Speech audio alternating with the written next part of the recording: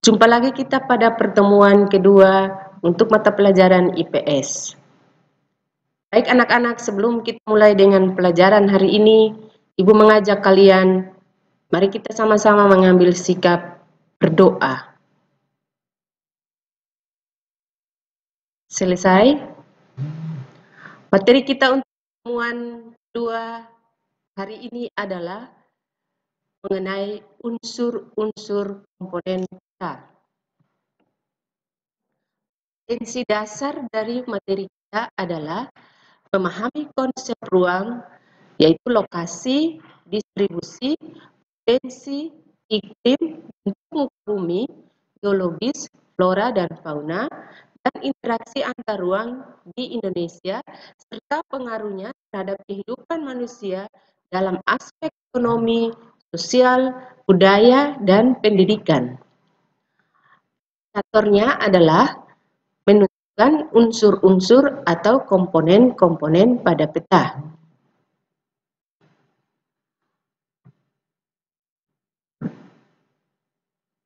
Subtema kita pada hari ini adalah pemahaman lokasi melalui peta. Anak-anak, apa ya yang dimaksud dengan peta itu? Pernahkah kalian mendengar atau melihat gambar peta? Nah, kita memasuki materi inti, mari kita lebih dulu mengetahui apa itu peta. Pengertian peta adalah merupakan gambaran dari permukaan bumi pada suatu bidang datar dan diperkecil dengan memakai skala. Dapat membaca peta dengan baik, perlu diketahui terlebih dahulu komponen-komponen peta itu sendiri. Mari kita melihat komponen-komponen yang ada pada suatu peta. Yang pertama, judul peta. Judul peta mempunyai manfaat untuk menunjukkan isi dari suatu peta. Misalkan, judul petanya adalah peta pemakaian lahan di Indonesia. Dilihat dari judul peta tersebut, maka bisa diketahui bahwa isi dari peta tersebut adalah sebaran pemakaian lahan yang ada di Indonesia yang dapat berupa lahan pertanian, perkebunan, pemukiman, hutan, dan lain-lain. Sebagai contoh judul peta, mari kita lihat gambar pada slide berikut. Nah, tulisan Provinsi Bali yang ada pada lingkaran gambar peta ini menunjukkan judul daripada peta. Perhatikan baik-baik anak-anak. Ya, berikut. Yang kedua adalah skala peta. Skala peta berfungsi untuk menunjukkan perbandingan jarak antara yang ada di dalam peta dengan jarak yang ada di lapangan, yaitu jarak yang sesungguhnya. Misalnya, di peta tertulis skala 1:1 juta. Ini dapat dibaca atau berarti bahwa 1 cm di peta mewakili 1 juta cm atau 10 km di jarak yang sesungguhnya. Skala peta terdapat dua macam, yaitu skala angka dan skala garis atau skala grafis. Skala angka, pada skala angka merupakan perbandingan yang berwujud angka, misalnya 1:1 juta. Yang kedua, skala garis atau grafis adalah merupakan skala peta yang mempunyai bentuk garis dengan menggunakan ukuran tertentu. Contoh skala garis, perhatikan gambar di slide. Ada garis, lalu ada di situ angka-angka yang tertulis pada garis tersebut. Nah, apabila skala garis tersebut ditulis dalam skala angka, maka terlihat sebagai yang ada pada gambar. Yang berikut, orientasi peta. Pada peta umumnya mempunyai orientasi arah utara yang mana orientasi utara tersebut disimbolkan dengan anak panah. Anak panah tersebut bervariatif bentuknya, sedangkan penempatannya adalah di kolom legenda atau penempatannya pada ruang yang kosong di muka peta. Lihat gambar yang ada di slide. Di situ terdapat gambar penunjuk arah. Ada arah utara, arah selatan, barat, timur. Iya. Yang berikut adalah simbol peta. Simbol peta adalah merupakan tanda khusus pada suatu peta yang dapat mewakili objek yang dipetakan, yang mana dengan simbol tersebut bagi orang yang melihat peta akan mudah dalam memahami isi dari peta. Macam-macam simbol peta yaitu simbol titik, simbol garis, simbol warna, dan simbol area. Yang pertama, simbol titik. Ada simbol titik mempunyai bermacam-macam bentuknya. Misalnya berbentuk lingkaran, bujur sangkar, segitiga, dan lain sebagainya. Berikut contoh gambar simbol titik.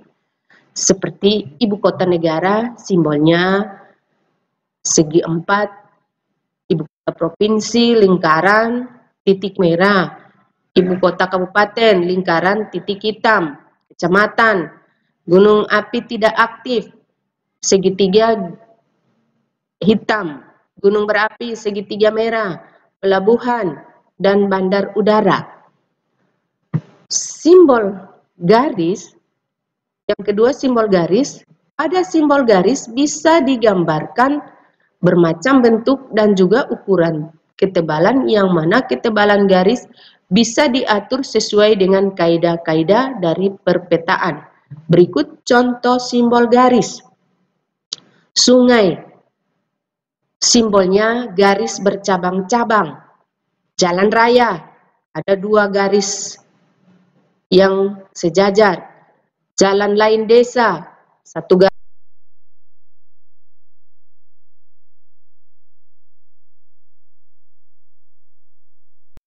Silakan Anda melihat baik-baik garis simbol yang ada pada slide. Yang ketiga, simbol warna. Tidak semua warna bisa dipakai untuk objek-objek tertentu karena ada aturan dalam perpetaan. Sebagai contoh, warna perairan, sungai, danau, dan laut menggunakan warna biru. Untuk jalan menggunakan warna merah, dan sebagainya. Untuk warna ketinggian dan kedalaman, buat sesuai dengan objek yang menggambarkan adanya perubahan secara teratur. Sebagai contoh adalah untuk kedalaman laut menggunakan warna biru dengan tingkat perubahan warna yang teratur dari warna biru terang ke warna biru gelap. Silakan Anda menyimak atau memperhatikan baik-baik simbol kedalaman dan kenampakan yang ada pada slide.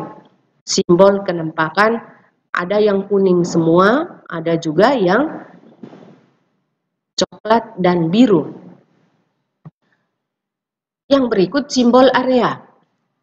Simbol area digunakan untuk objek yang digambarkan pada peta, umumnya berupa ilustrasi dari objek yang ada di lapangan.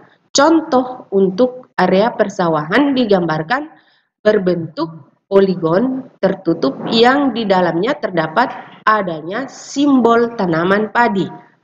Perhatikan pada slide anak-anak, gambar danau, gambar rawa, sawah, dan formasi batuan kapur. Yang berikut garis koordinat merupakan garis hayal yang terdapat pada peta yang berupa koordinat peta yang terdiri atas bentuk garis lintang dan garis bujur. Manfaat dari garis koordinat dapat menunjukkan lokasi pada peta dibanding lokasi yang lainnya di permukaan bumi, serta menunjukkan karakter karakteristik pada suatu tempat atau wilayah. Silakan Anda perhatikan slide gambar peta yang terdapat pada slide berikut. Inset. Pengertian inset adalah peta kecil yang terdapat dalam suatu peta dalam rangka untuk menunjukkan lokasi daerah yang dipetakan di antara lokasi lainnya yang lebih luas. Perhatikan gambar di slide. Ada tulisan inset peta, lalu ada gambar anak panah. Di dalam kotak Pulau Jawa itu menunjukkan simbol inset, komponen inset yang terdapat pada sebuah gambar peta. Komponen yang berikut adalah legenda. Legenda merupakan keterangan semua objek yang ada pada muka peta. Dengan legenda, pembaca peta lebih memahami mengenai objek yang ada pada wilayah yang dipetakan tersebut.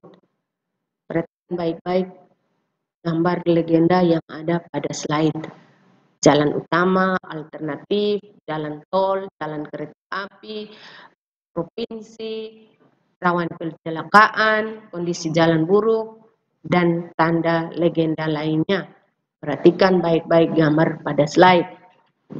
Yang berikut, komponen sumber peta. Maksud dari sumber peta adalah orang atau lembaga yang membuat peta sehingga dapat mengetahui sumber dari pembuatan peta yang menunjukkan kualitas dari peta tersebut.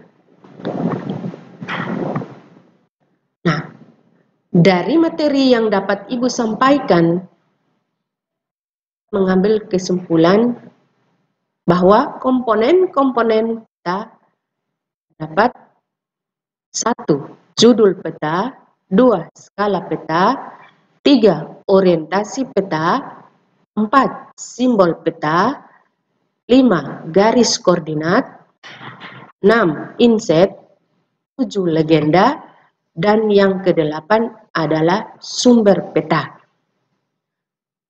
Demikian materi yang dapat Ibu sajikan untuk pertemuan hari ini.